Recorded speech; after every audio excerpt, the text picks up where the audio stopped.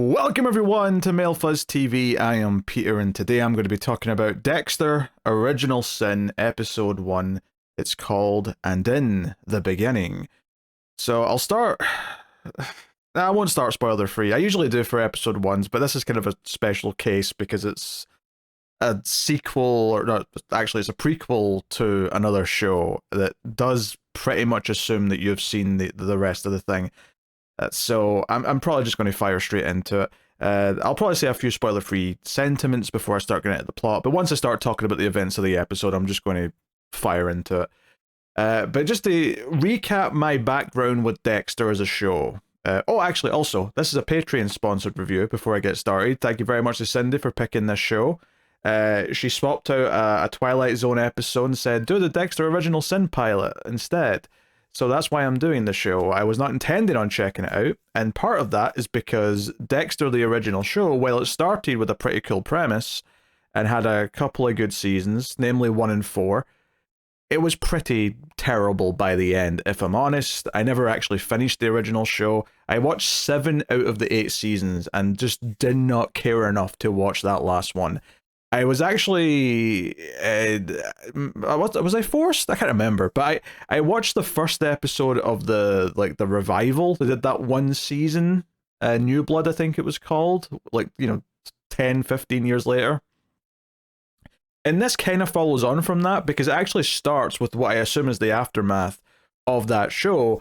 And the premise for this prequel, and this is blowing my mind, is that effectively Dexter's life is flashing before his eyes because he nearly dies. Or maybe he still will die. He's kind of on the operating table.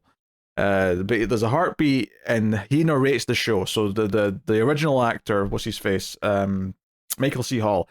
He is still narrating the show the same way that he narrated the original show.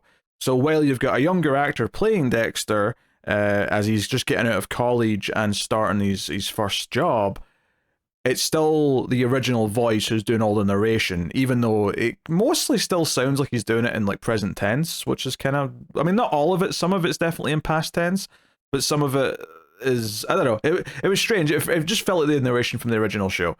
So yeah, this is Dexter set in 1991. His dad is still alive and working at the police. His sister's a teenager, a few years younger than he is. And this is kind of like so I thought the episode introduced the season-long killer, right, as these shows typically have, because I thought, and this was foolish of me to think this early on in the episode, that it was going to take the whole season building up to his first kill, the first time he kills a human being. And instead, he actually does that by the end of the first episode. So that's the thing. So let's just get my feelings out of the way before I start describing anything else in the show. This was laughably bad, I thought. It was one of the most shameless, creatively bankrupt is the phrase that springs to mind. Because, first of all, just the announcement of this show felt like they were milking something that had already been milked. The fact that the original show ran 8 seasons already felt like too much. They brought it back for a revival season. Now they're doing this prequel show. It all just feels like something that doesn't have enough in it to sustain this amount of material. And those last few seasons I watched of Dexter were so tedious and bad. And even season 4, which is good overall because of the main plot and John Lithgow as the villain, that was definitely around the time where I was really noticing just how bad all the side plots were. All the side characters all had terrible plots just to justify them being in the show, and they very rarely ever impacted or had any effect on the main plot. They were just kind of there as excess. It was weird. I already thought the show ran itself into the ground with the original. This is laughably bad for multiple reasons. It's guilty of what every nostalgia sequel or prequel these days is guilty of. It is just constant, hey, recognize this thing, recognize this character. Now, obviously, I actually was confused about what this show was going to be, because I didn't really pay attention to the marketing or anything, just purely based on the fact that the original Dexter spent a lot of time doing little flashbacks where, Dexter would think about when he was with his dad, and his dad would teach him how to hunt, to try and sort of feed that desire to kill something. And I don't remember it's been a long time now, like how much of that we got, but I feel like there was a lot of that in the original show. There was a lot of filling in the backstory and Dexter wearing bad wigs to look younger in the in the flashbacks. Which, to be fair, they did keep that here. The Dexter in this episode, at least for most of the episode, has really, really bad long hair, which just looks laughable pretty much every time he's on screen. But what baffles me about this is that they're not even trying to make it feel remotely different. It's very clear by the end of this first episode, they just really want to do the Dexter show again. And what I mean by that is that by the end of this episode, he's already working as a forensic, scientist at the police department. He has that job by the end of the episode. So other than the fact that his dad's still alive, and clearly we're in the early days of like this part of his career, it's still going to be him with the police and at crime scenes. It's still like they really wanted to just make it. It's not actually a remake, but like almost everything about it is like we don't want to actually do anything that could be interesting because it's different from the original show. Like when he's actually a teenager and struggling in high school with these urges, and he's balancing that with the normal growing up parts, the normal puberty shit. No, like we're not doing that. Like we kind of gloss past anything that in his life that was different, and we immediately skyrocket him to being in basically the same position as the original show. Now, yes, he's an intern, technically, as opposed to actually being a full, active, long-term employee, but they've basically just got him in the place that he was in the original show by the end.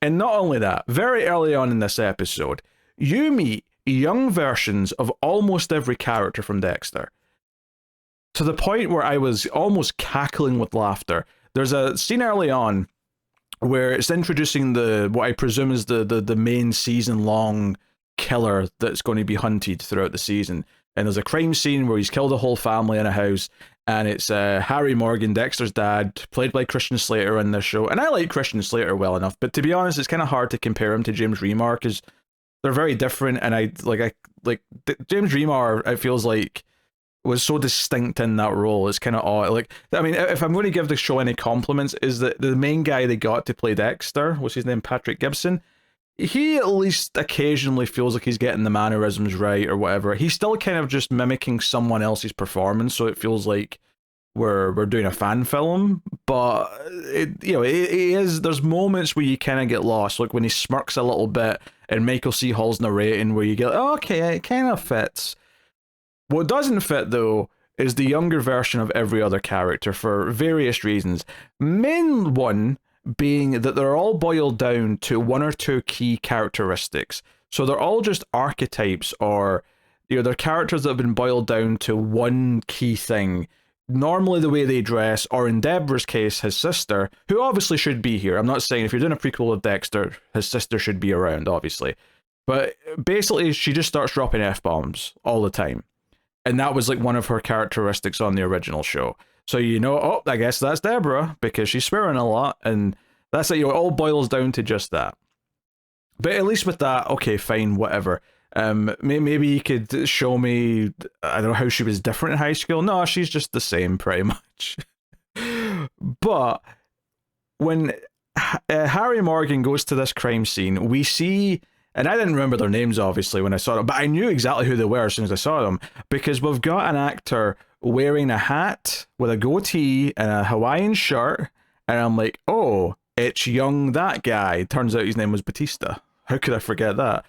But that was the one that made me laugh the most, because I'm like, they've just put him in the same outfit. He's been wearing the same outfit apparently for 15 years until Dexter starts, and then he kept wearing it. It's like his costume is just the same. It just made me laugh because it was like designed so the audience would know immediately who he was. Also, there was like a young Asian guy taking photos, and I'm like, yeah, he was a character on Dexter. Yeah, that's Masuka. And he's also kind of pervy and kind of over the top in his character, sort of like, it felt weird, because as they were introducing more of these characters, I was thinking, where's the captain lady from the original show? Apparently she's in this.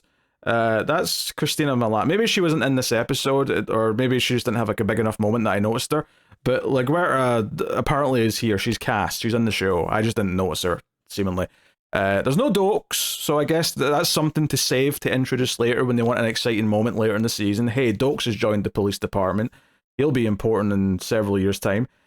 But the big thing for me, though, is that it felt like a bunch of people cosplaying as the original characters. And let me make this clear. I am not attached to all these side characters from Dexter. They weren't that good in the first show, to be honest. They served their purpose, and like I said, as the show went on, it felt like all of the side plots to try and give them things to do were just these egregious attempts at filling time. Like each episode could have been 20 minutes, 25 minutes shorter, and the show would have been much better for it, so that we weren't wasting time with all these, because I think it was season 4 where Batista and LaGuerta were having like an affair, and that plot had nothing to do with anything else, and it was one of the most tedious things to sit through, right? So as much as the main plot in season 4 was pretty good because of John Lithgow, there was side plots that were really, really bad. So this like effort to have all of these characters because they expect the audience to clap. Like, it's almost like each one gets an introduction so the audience can take it in and be excited that we've got all these iconic characters back. We recognize Batista, he's wearing his hat. But it feels like it feels like a fan film. Honestly, no, it's worse than that. It feels like a parody. This feels like a scene in like a sketch show where you want to make fun of the hot popular show. So imagine it's 2005-ish. Dexter's on the air, it's a big hit, and Saturday Night Live or something wants to do a sketch show or a sketch making fun of Dexter. This is what it would look like. It would look like these actors pretending to be the characters from Dexter. All boiled down to their one or two characteristics that they can get across without thinking about it, and they're just here for that, and that's pretty much it. That's what it felt like to me. And then everything with the main plot and Dexter himself, and like talking about the RGs and the Dark Passenger, and ultimately killing someone, it just all felt like, yeah, this is just the same as old Dexter. And it got old in that show by about halfway through the show, certainly, if not even a little bit before then. And now it feels really dated and just like, oh, we're just doing the exact same thing that you did in the original Dexter. I have very little positive to say about it. Like, watching this episode did make me laugh quite a bit because I was laughing at like just how shocked I was at how just hollow like an attempt this is. Like, I can just feel people in a business room saying that's Dexter made some money, let's print some more Dexter and just have some more Dexter regardless of the context and just fart it out into the world. It feels soulless to me, and it's answering questions and fleshing things out that don't need to be fleshed out. Well, actually, I don't even know if it is fleshing anything out. It's just showing you the start of his career as a killer, and incidentally also the start of his career at the police department. But none of this has anything that needs to be explored, because the original show was so flashback heavy and like talking about how things got started that none of this is that important. It just feels like, oh, we can just slot more show in here, but we can have it be as close to what the original show was by having him literally at his job by the end of the first episode, so we don't have to, do anything that's remotely different. We'll just have it be the same show except his dad's alive, and that's it. So yeah, it's shit. It's absolute shit. Watching one episode was funny because the audacity of how, like I say, creatively bankrupt it is. It's just a shameless attempt at extending something and bringing something back. Right down to the opening title sequence where they do the teenage version or the college age version where his dad's also having breakfast and his sister's also getting ready in the morning. But it's the same song, right? Also, was the original show as like brim to brim full of like pop songs as this was? I don't know if maybe it was and I just don't remember it, but it was like heavy in this episode. There was constantly songs popping up. So yeah, I don't want to watch the rest of it, obviously. Not that there was any risk of that, unless someone specifically pays me to through Patreon at the tier where you can make me watch something. I will not be watching any more Dexter Original Sin. Thank you very much. But to go through some of the other stuff that's in the episode, because a lot of this is just Dexter getting like tempted to kill and He almost kills a guy at a party. Deborah's forced to take him to a party. Like, the dad, like, Harry lets her go to a college party, even though she's not a college kid, she's a high school kid. And he says he's cool with it as long as she takes her brother. Not because the brother is going to chaperone her, but because Dexter's so antisocial that I need to provoke him into socializing, so you're going to take him and make him socialize. And some guy like tries to basically rape her when she's like passed out from being drunk. And Dexter bursts in and punches the guy a few times. And when he sees the blood, his eyes light up, like he's feeling it. He wants to kill this guy, and he starts reaching for a knife in front of everyone. And Deb just happens to like come and tackle him or pull him off the guy at the right time. And she's pretty pissed at him until Dexter mentions what he was doing when she was passed out. She didn't think anything wrong was happening, and Dexter kind of makes it clear, oh no, the door was locked and he was like half undressed. So no, there was definitely something fishy happening. But yeah, that's kind of like provoking him and wanting him to start his killing career. I did like the small detail that he hides his newspaper clippings about famous serial killers inside a porn magazine. The idea that the porn is the distraction and the real secret is inside the porn is really funny to me. I've often, because I don't like anime, and whenever I'm joking about anime, I always joke that the porn collection is in front of the anime collection, because that's how ashamed I would be of it. Now, that's just me joking, but they literally did that in this episode with the thing. So as much as I thought the Deb swearing was a little bit overdone, there was one moment that was a little bit funny, actually. So Harry has a heart attack, and he goes to hospital, and I was pretty sure he wasn't going to die, mainly because, well, why would you cast Christian Slater in a recurring role or a regular role only to kill him in the first episode? That's really the one thing this show actually has going for it that's different from the original, is that the dad is still alive. Surely you don't want to take that away from everyone. And yeah, fair enough, he's alive by the end. But there's a moment when Deb swears in front of the nurse, and Harry says, "Hey, language," which he's been saying a few times throughout the episode. And then the doctor or nurse says, I mean, you'll be fine after some, medication and whatnot, but stop effing smoking, I think she said. Whatever, she gives them medical advice, but she drops an F-bomb in there, and she says, "Pardon my French," and then it cuts to Deb, and Deb says, "Your French is excellent." That was mildly funny, right? That was actually them making a joke about her having a potty mouth, rather than just having her swear all the time and expecting that to be funny. So, mild credit. The plot here, though, where it actually goes with this plot, is that it turns out the nurse that is taking care of Harry is actually killing him. Because Dexter catches her smiling when she's, like, telling another family that their father's dead, and she's, like, hugging the loved ones, but she's kind of smiling as she's doing it. And Dexter recognizes another serial killer, and he's like, "That's a killer." And he does a little bit of snooping, finds out she's been keeping trophies, she's been clipping out the newspaper obituaries of all the victims, and she's doing this to everyone by just slipping some, was it potassium nitrate, I want to say, into their IVs, and that wouldn't be fatal, like, on a one-case thing, but if you keep doing it over and over again over several days, then, yeah, it'll eventually kill the person.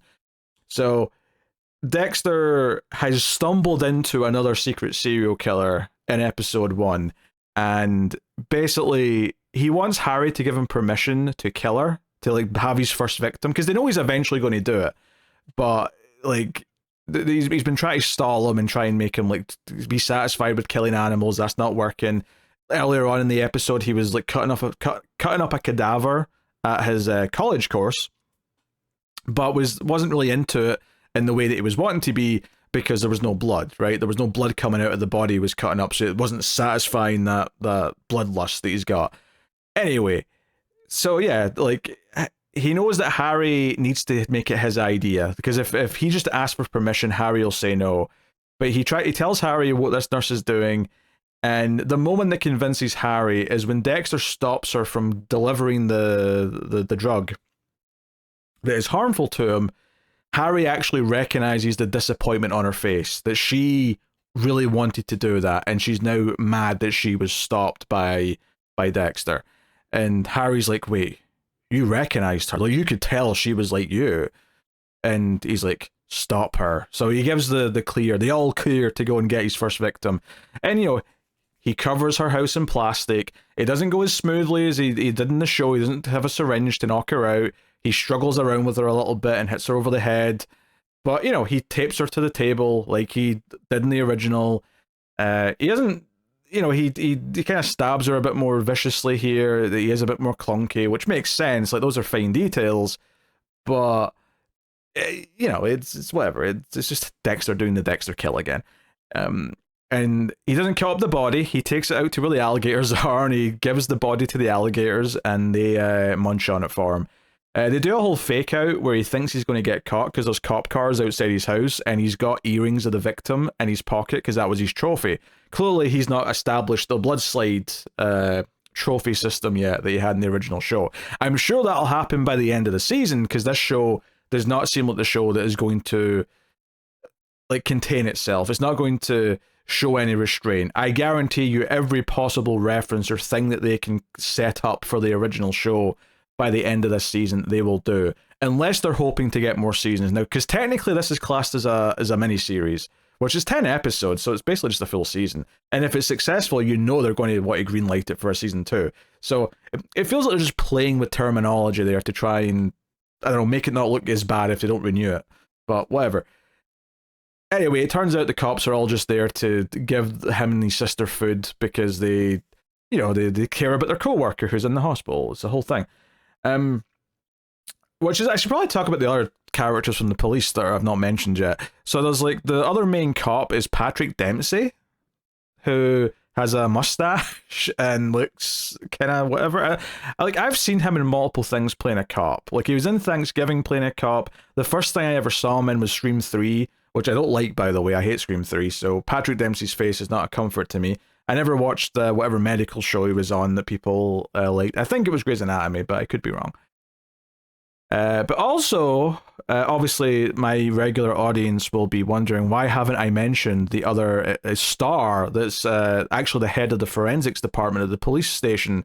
And that is, of course, Sarah Michelle Gellar from the hit television show Buffy the Vampire Slayer, which, in its own ways, kind of like them also doing like a callback to the original, like not in like a plot way, but the original show had Darla from Buffy, Julie Benz, on the show. She was like a prominent character for like multiple seasons. So it's kind of almost like a callback to that by having another Buffy actor be on the show, which, you know, I mean, I'm not mad at seeing her, but I can't say her character was particularly compelling in this episode. She's basically just, hey, I've heard from your professor that you're like the best student he's ever had. Why not have a paid internship with us at the police department? And the episode ends after Harry's better and out of the hospital with him returning to work, and Dexter's also working there now too as an intern. And that's how the episode more or less ends. I don't know what to say. I mean, you know, it just rushes to the point where it's just the original show again, just everyone's a bit younger and his dad's alive. Like, that's basically it. There's more stuff with his sister, like he promised to go to a volleyball game that she was in. He didn't make it, but she still showed up to his graduation. And that felt as well just like, oh, this is just like them in the original show. Like, he would disappoint her because he was too busy killing someone, which is what he was doing here. He was killing the evil nurse. Honestly, I'm finding it hard to say anything particularly positive. I guess the main thing I could really say, if you're interested in this, is that if you're interested in the idea purely on it, it sounds really trashy, and you might enjoy it as a trashy show. I could see it being amusing like that.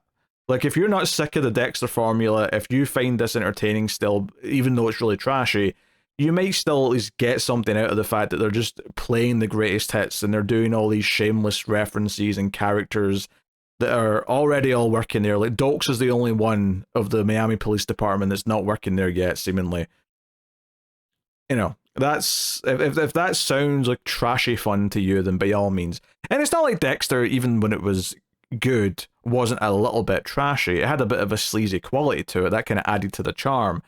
But I think it got really old, like, before it even hit the halfway. I mean, even in season 3 of the show, I was feeling fatigued because the plot of each season of Dexter was very formulaic, even by the third season. And that was that someone gets really close to Dexter, finds out his secret. He thinks it's someone that like can stick around with his secret, but then they go off the deep end, and by the end of the season, he has to kill them. There were some slight variations on it throughout the show, but that was a lot of seasons of Dexter. And I guess with this show, it's basically just his dad. The only difference is here is that his dad already knew who he was and is going to be in on it for the season. But honestly, if I was to make a prediction right now, I would say that Christian Slater's character, Harry Morgan, will probably have his death at the end of the season. That would be my prediction. Unless they really want to do more seasons with him coming back for more, I would say that even if they are coming back for more, that I could see him being a one-season star, and like, no, they're going to do death at the end of the season, and that's, that was it. And that's kind of fulfilled the original Dexter formula, because the one character who knew about him and was in on it, not that I think his dad's going to turn evil like some of those characters did in the original show, because not all of them did. The Julia Stiles season didn't have her turn evil. They did something slightly interesting with how her story wrapped up, but it still mostly fit into that formula, right? The character just sort of went a different path towards the end. But that was like almost every season of that damn show, and it got very repetitive very quick. So I cannot really recommend this unless you just really like the idea of a trashy rehasher Dexter.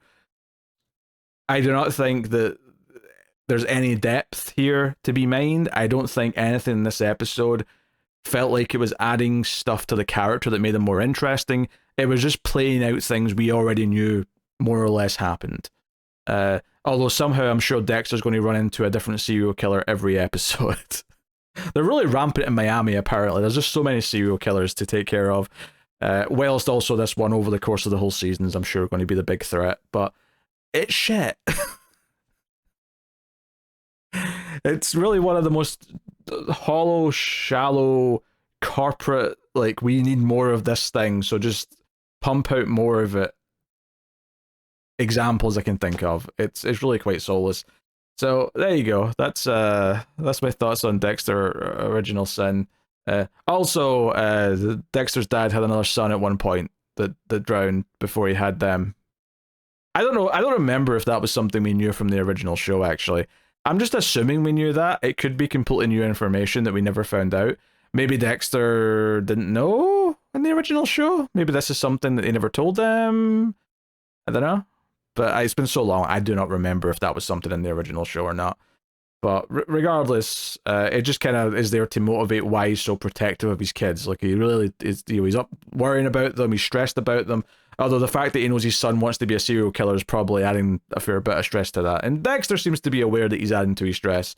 I don't know if that's enough to hinge the entire show on. So thank you very much for joining me. You can, of course, support all the content over at patreon.com/MailFuzzTV. And, of course, you can like, subscribe, ding the bell for notifications, all that stuff. And check out the movie channel where all the movie podcasts live. There's a horror movie podcast, a sci-fi movie podcast, and then a sort of general sort of franchise podcast. Go check out all those. And if you like them on YouTube, you can find them on audio feeds. They all have podcast feeds as well. So thank you very much. I'll see you guys next time. Keep watching TV. Have you got any vanilla?